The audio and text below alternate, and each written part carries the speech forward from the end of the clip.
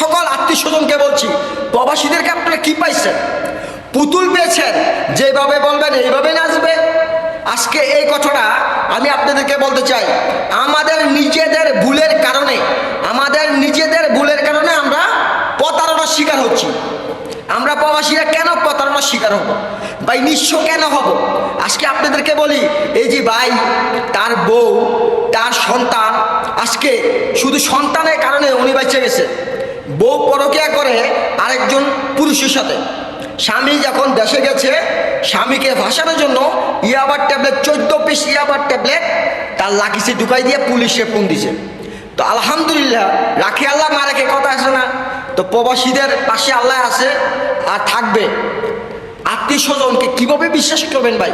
নিজের বউ যদি আপনার সাথে এরকম গাদ্দারি করে, তার জন্য বলছি ভাই, হক থেকে বেশি ভালোবাসা দেবেন না।